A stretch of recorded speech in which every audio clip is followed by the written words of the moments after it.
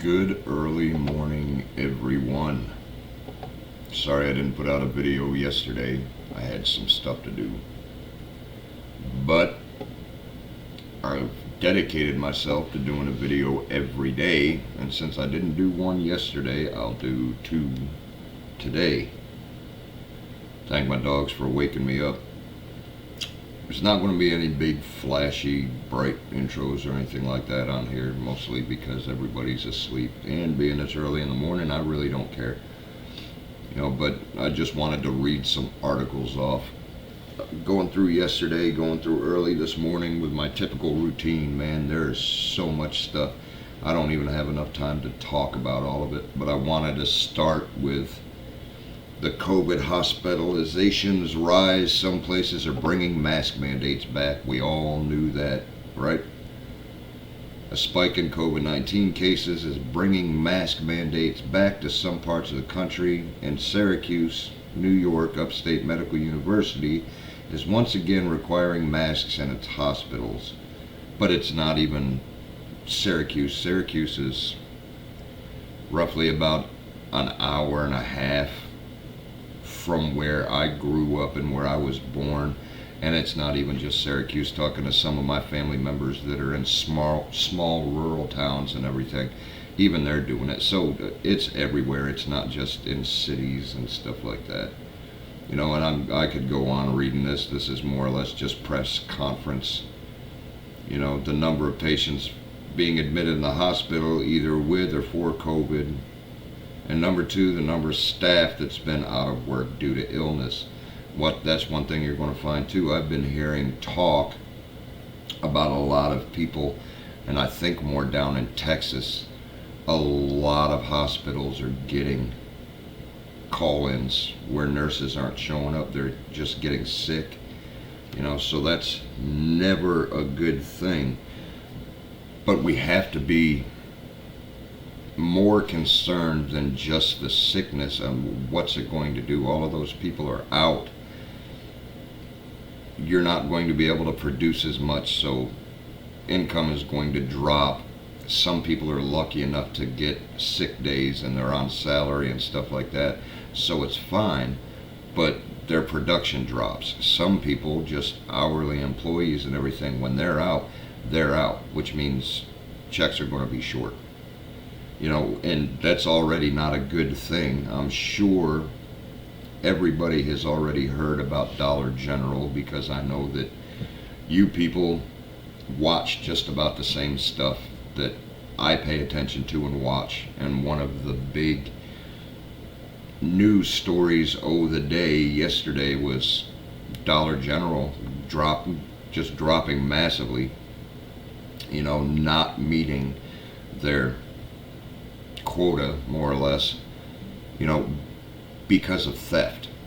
And that's one thing that I looked at, and that's one thing I'm worried about, that I don't think a lot of people are putting emphasis on, is the theft aspect of it. Now, I can speculate as to why the thefts are, I don't want to say why the thefts are happening, because people are desperate. I want to focus more on why they're being allowed to happen, especially in big cities where they're just dropping the punishment for thefts. California, Chicago, New York, all of the big cities, you're allowed to go in and steal what you want. If it's up to a certain amount of money, anything over that, you might get a slap on the wrist. But they won't even bother looking for you if you just go in and steal. I can speculate as to why that is, as opposed to what they're saying, but it's all permission for theft. And what are these stores going to do? Like I said in one of my other videos, man, yeah, they have theft insurance, and they have theft and damage and everything added in to their costs. But they're not thinking about a flash mob coming and robbing them blind, and people stealing thousands of dollars of stuff. But you can go in, it's Dollar General we're talking about, people.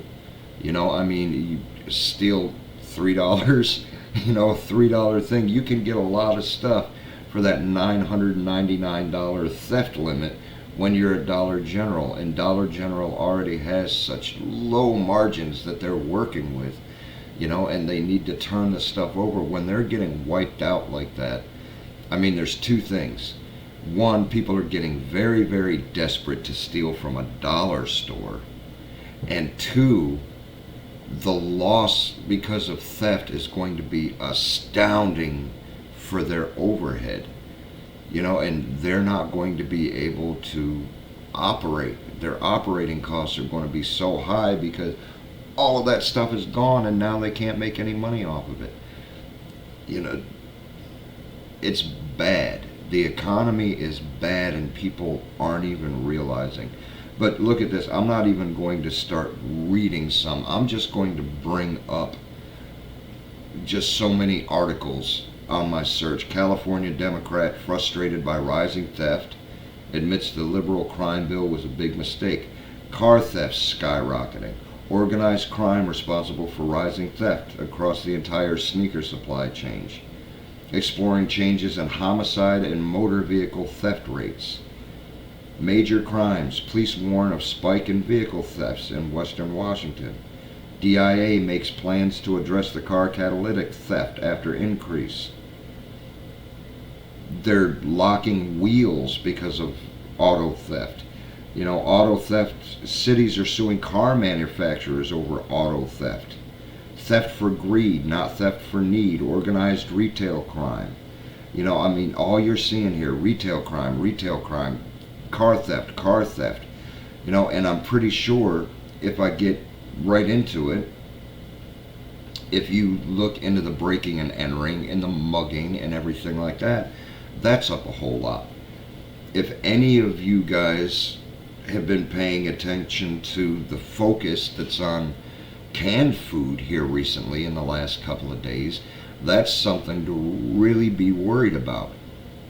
Most of us live on one form of canned food or another.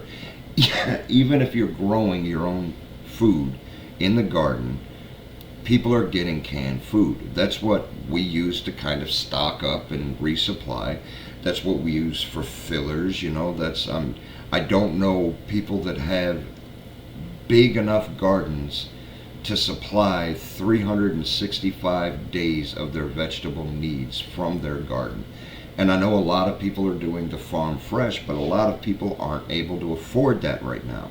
So they go and spend what used to be 48 cents, now is 64 cents for a can of vegetables. Manufacturers are already saying that there's going to be a huge rise in costs. USDA is saying that there's going to be a huge rise in cost.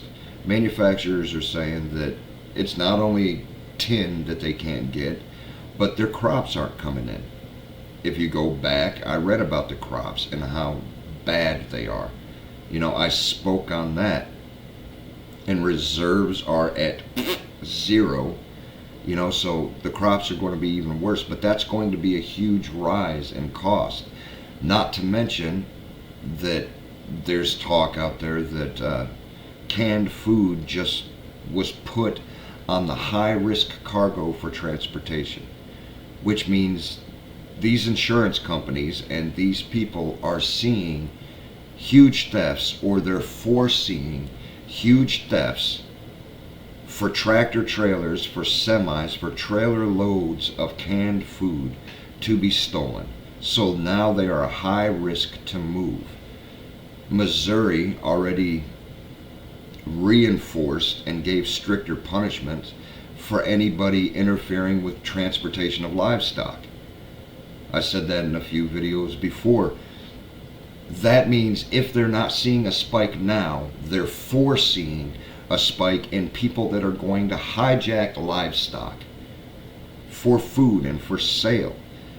So not only is the crime going up with that, but that's going to raise our costs even more. And as you start seeing that, breaking and entering and mugging and personal theft crimes are going to skyrocket. Last year, while I was gone for a few hours, I came back and somebody broke into my house. They could only get into my garage because they would have been met with a barrage of dog bites if they came up into my main house. But the only thing that was really worth taking in that garage, because all my other stuff is put up, the only stuff worth taking was a freezer, and it was loaded, stocked full of food. And I've said it and I've talked about it in my videos and stuff. When I went down and looked, it was about a week or so later, they left my freezer door open a little bit, which burn out my compressor because it ran and ran. They stole half of my food out of the freezer, which was probably at that time about $400 or $500 worth of meats and everything. But since they were in a hurry, they didn't close it all the way, and I didn't go down to look. I lost another $500-600 worth of meat, and it was all rotten because it burned out and it was destroyed. That was last year before things were getting really bad. What's it going to be like when things are really bad? USDA is talking about another 30% on canned vegetables. They're looking at 30% on beef, and people are going to get desperate.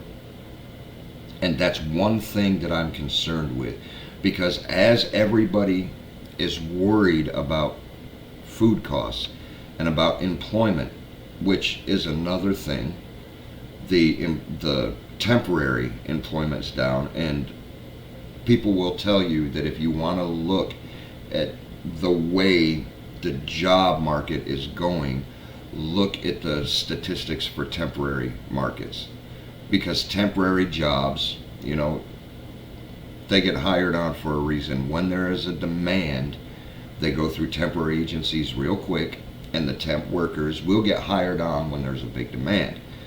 They want to keep temporary workers because if there's a downsizing and there's a decline in their need and business is going down, they're the first ones to lay off because they weren't hired in the first place. They don't have to worry about the unemployment insurance or anything like that.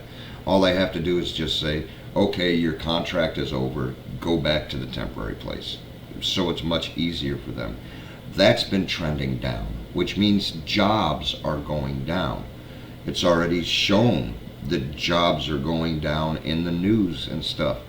That there's not near the jobs that the federal government and the White House is saying that there is. But you have to worry about this next one. Key inflation measures rise as incomes decelerated in July. There's articles all over about prices bucking up and stuff, but there's articles all over the place where income is decreasing. And even though there was a splurge and it says that retailers are spending more this summer than they ever have, it showed that the savings for the average retail consumer dropped 3.5%, which means their credit cards are maxed out. And in order to get the back to school supplies, and in order to get the groceries that are much higher, in order to pay their utility bills, in order to get the stuff that they need, they're having to dip into their savings. It's not a matter of the American people wanting to spend that money. It's a matter of they had to dip into their personal savings to be able to afford to get what they needed to get, because income is down. But the cost of living is so much higher. And we were told by the beginning of this month that savings for the average person will be gone. Do you have anything saved? I have a whole heck of a lot saved. I'm not liquid with green, which is why I keep gold and silver. And maybe you should do that a little bit too. But with the inflation, it shows that the Dow rallies because they think with the Fed boss of one of the states, I can't remember, Botsky or something, he said, okay, inflation is high enough, we don't need to go there. But he's not the one that's making the rules. It's Powell. And if you go back to what Powell said, he said that we still need to raise the interest rates because inflation is going down, but it's not going down fast enough, and it's not the expected 2% and blah, blah, blah. Inflation's just going to keep going up and up, and they're going to raise the interest rates, which is a very good thing for you in the long run if you have any money saved. Because even though it's a hardship and people are going to default on their homes, when the homes go down, and they are going to go down, they're going to be having a fire sale, and you're going to be able to get these homes for pennies on the dollar. Now is an opportunity to make generational wealth if you pay attention and learn how to do it and know what you're doing. It may be at the benefit of somebody else, but what on this earth isn't? You just feel sorry that the person couldn't afford it. They got in over their head. Bad things happen. Now's your chance to improve yourself. But the stock market's going up because they think since the jobs are down, and since interest is going up again, and since inflation is down a little bit, that the Fed is just going to stop raising interest rates and stop quantitative tightening, and they're going to stall, or they're going to start quantitative easing again, because the cost of bonds is getting too cheap, the yields are getting too expensive, so they have no choice, right? Nah, I don't think you're going to see that, and I think it's a lot of what do they like to say, hopium, I guess. But it's terrible. People aren't thinking about it. I mean, Wells Fargo lays off another 316 Washington County based workers starting in September. They're having huge problems here lately. They're closing down a ton of branches while they spend $35 million in a lawsuit because they charge too high as fees, and then another lawsuit where they were creating fake accounts. Wells Fargo's been in trouble for years, but everything seems to be compounding. Bank of America's having problems. Green Dot, I talked about them quite a few times on the last few videos. For the last month, people haven't been able to pay any bills. They have a balance, but everything's declined. And they took away the speak to a live customer service representative. So everything's automated now, so you can't even talk to somebody to say, hey, I want my money. You can't pull it out. You can't do any transactions with it. So that's just money gone, left. Another one. 2 major U.S. banks are set to close this fall after sending customers letters as threats of layoff looms. And bank branches have become inordinate following a number of bank closures. This is in Wisconsin. I heard Sheboygan is actually getting a lot of bank closures. Kind of makes you wonder what's going on there. But the economy is tanking, guys. Another one in the news, because you haven't seen it in the last couple of months. Things are settling down a little bit. Government sees CBDCs making their countries more economically and financially efficient. From the Venom Foundation CEO. That's a really good name. It's, you want somebody to manage your money, trust Venom. That's this. They're not even trying anymore. It's terrible. Regulated digital assets are a requirement for mass adoption. Governments that are seeking to introduce central bank digital currencies are not being driven by the fear that privately issued digital currencies may soon become the preferred method for cross-border and micropayments. Instead, some countries view CBDCs as a technology that can make their countries more economically and financially efficient, and this ultimately improves their competitiveness. As I said in a past video, I think the last video that I made, I went into articles where they said that a universal basic income is going to be needed for an automated future, which is where we're going, because if there's lockdowns because of the mask mandates and everything coming back into play right now, they're going to need automation because we're not going to be allowed to go and work. If we can't work, the economy completely tanks because we have no money. So the government is going to have to put everybody on welfare. Everyone. The only way they can do that is with a CBDC. And that's what that article was just talking about. How it could be more economically and financially secure. Because the article said that with a CBDC, they wouldn't have to worry about lags in payments. They wouldn't have to worry about extra money needed for certain benefits. They could just type the money, clickety clickety clack, right into a person's account that's a recipient of the universal basic income, and it doesn't cost any extra money. There's no overhead, there's no middleman, there's no anything. So it's cheaper for them to have a CBDC if they want a UBI. You know, that's something that you have to watch out for. You know, and this is something that makes me nervous because, like I just said, you're going to see canned food prices and everything jump. This article, wheat edges higher with signs of growing world demand for grain. Escalating hostilities in Black Sea also propel the grain prices. Wheat supplies in question with dryness hurting the Canada outlook.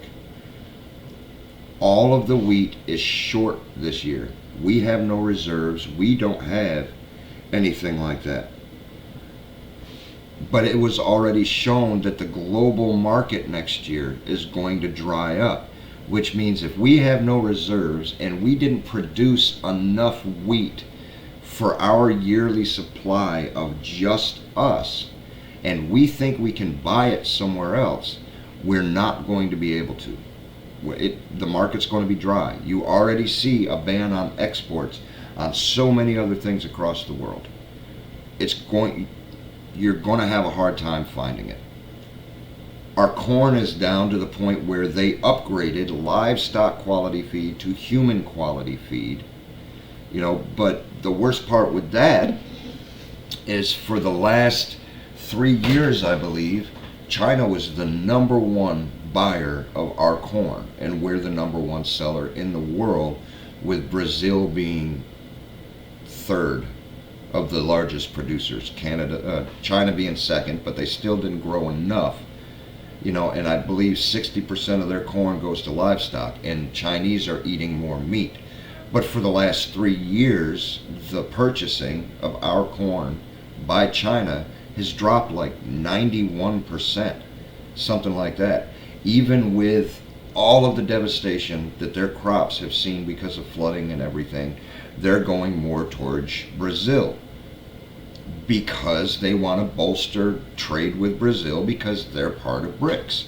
So is China. But what does that mean for us when the money starts drying up because it's not there from China, our #1 buyer? Our #2 buyer, Mexico, we're in arguments with them now because they started to refuse to take GMO. So they didn't want to buy our corn. So the #1 buyer and the #2 buyer are no longer there.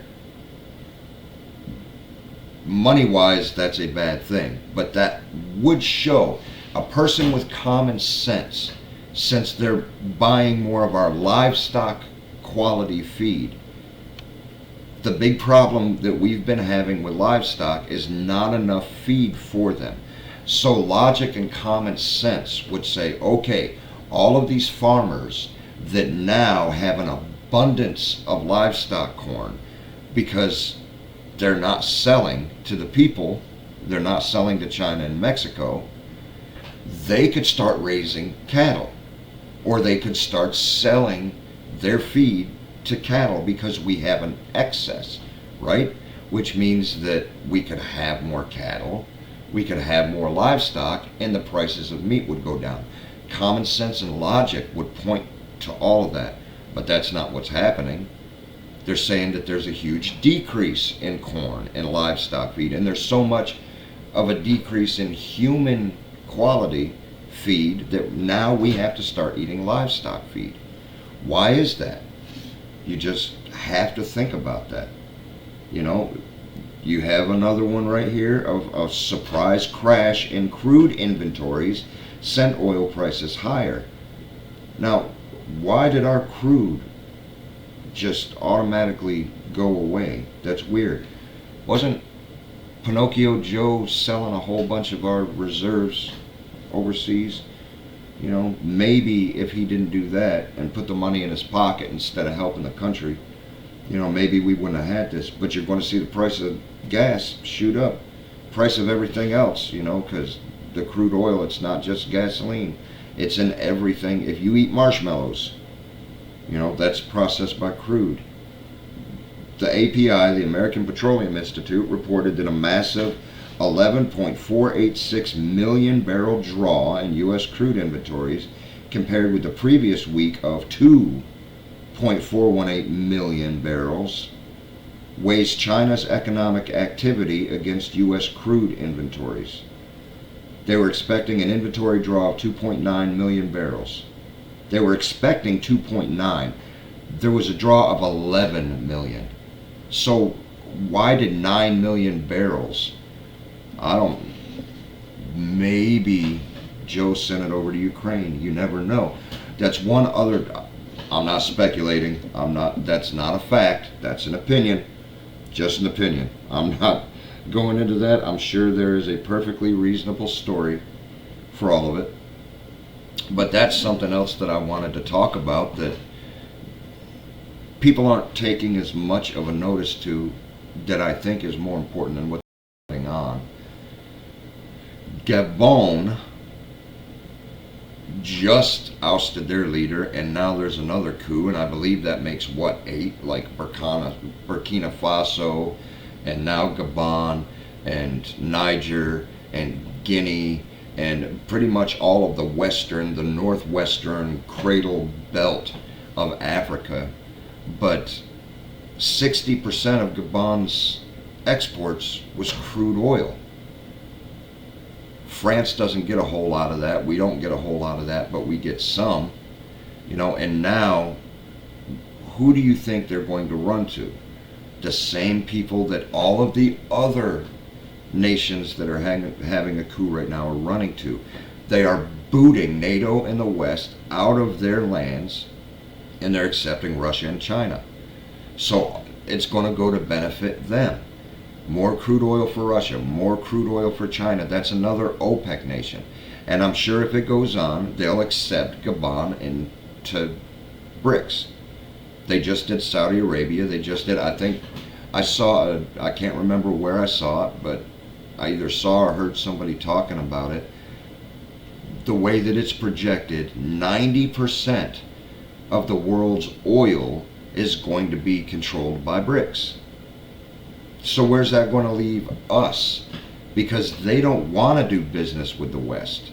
It's not a matter of we may have to spend more. It's a matter of they don't want us. They don't want our money. They don't want our business. They don't want to sell to us. They don't want us. It just makes you think where we're going to be, because oil runs the world, and if we don't have any oil and we're not capable of refining our own oil, isn't that weird? The oil that we produce has to go overseas, and we sell the oil that we produce because their cars and their machinery and their everything is catered to our quality of crude. So in order for our vehicles and everything to be able to run, and our machinery and stuff like that, we need to go and buy a different type of crude oil from another country. Or, since we don't have the refining process to get the right kind of oil that we need, we have to ship our oil over to a foreign country to get them to refine it, to ship it back to us. So does that make a whole lot of sense to you? I'm not going to get into it, I'm just saying it just doesn't. But where do you think we're going to be? I mean, heck, California has 10 branch closures in September, after the state already watched 16 branches close in August. You watch the banks drop left and right. Some might say it's a good thing. I don't think it's a fantastic thing. That's showing where our economy's at. you know. But I wanted to touch on this. If you don't think that we're being brainwashed and manipulated and everything, and I know that a ton of people's probably heard the story, but I was just thinking about it. You know, at one time in Massachusetts Bay, the expensive delicacy of lobster was once served to prisoners.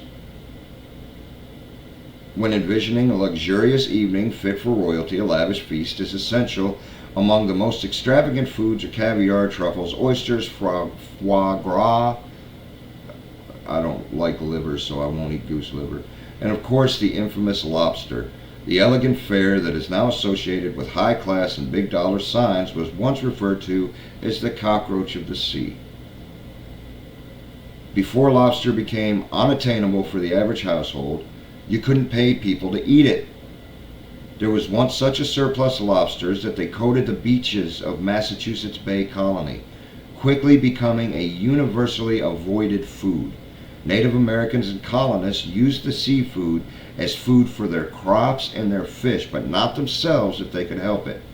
The abundance of crustaceans led to a budget-friendly cost that earned them the new nickname from the colonial era onward as the poor man's protein.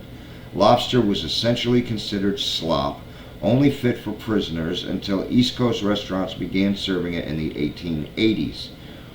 Why do you think they started to serve it? Well, they put a spin on it.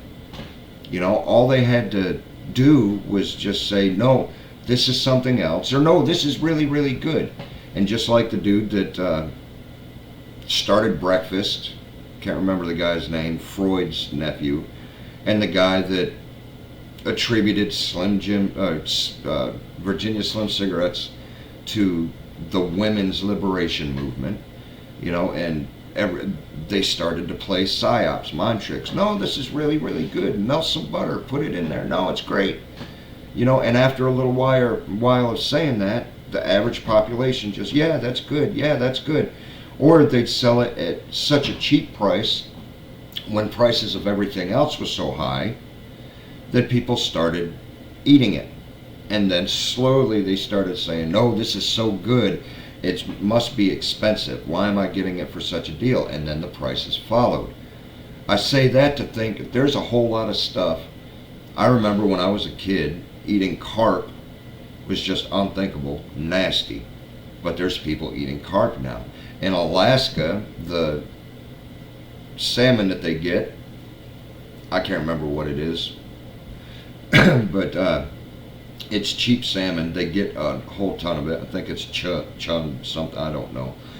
It's not Chinook salmon. But there's a grade of salmon that it doesn't taste good. They don't like it, so they catch a ton of it and they feed it to their dogs and they supplement dog food, which I suggest if you need dog food, get it, because the prices just went up again.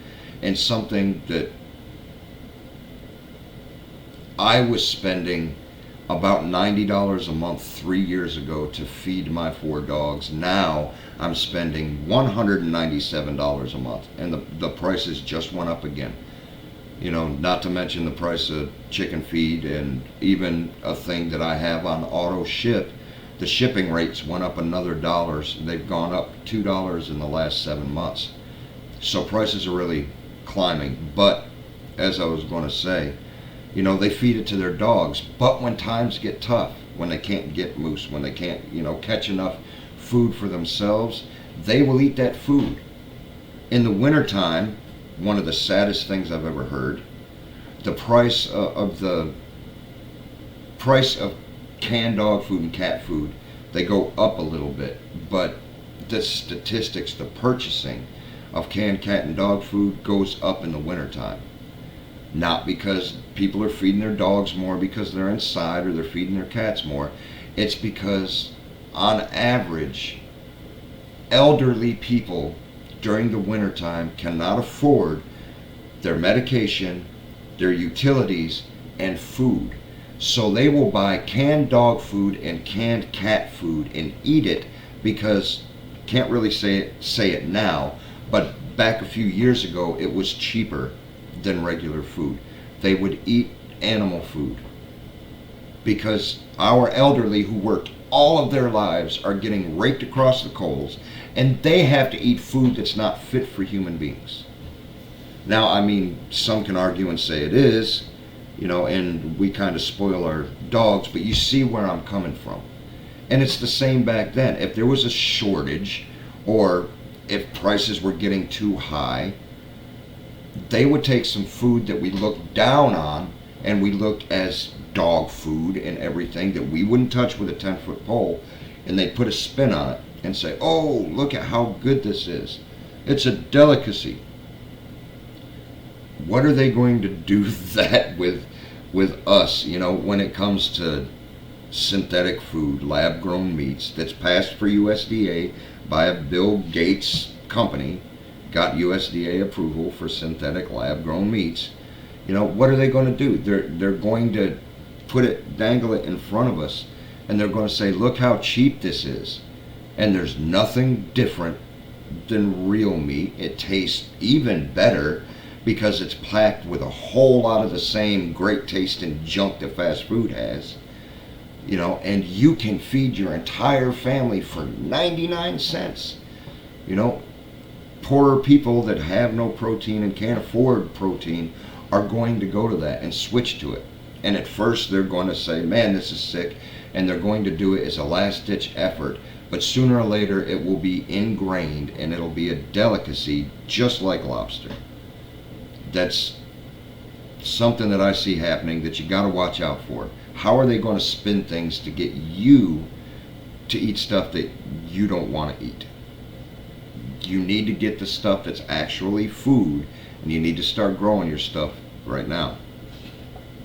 One thing I did want to mention, though, which it really bothered me, and I'm going to leave it with this, even though I have some different news articles and stuff to go on. Maybe I'll do that with later video I'm going to make.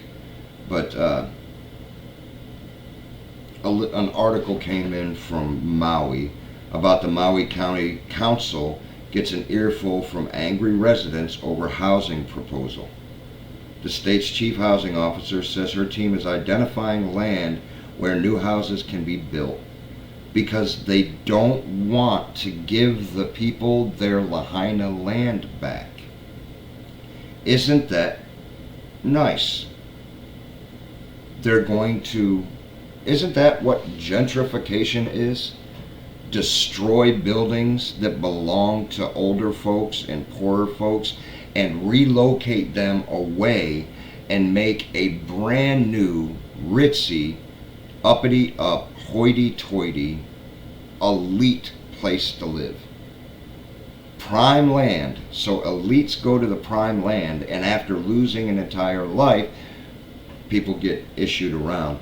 That's something else that really bothered me, that they were saying that this article goes in to talk about 116 dead people in Maui, but just a couple of days ago, the Lahaina School District said that 2,000 children were missing from the school. So their count is only 116, but there's 2,000 people missing. Something doesn't add up, ladies and gentlemen. I know I did this a little bit longer than I should. I guess maybe it's because I'm actually awake right now. But if you like what I'm doing, do me a favor. Like, share, subscribe me. Let's get some viewership and some comments and maybe some subscriptions going on, because I seem to have stalled out. And all my wonderful friends don't like leaving comments, so I'm getting ignored. They don't like leaving thumbs up. Doesn't take long. Just please do me a favor. I'm working kind of hard for you. I do at least one video a day. Sometimes I do 2 a day whenever I have to take a day off.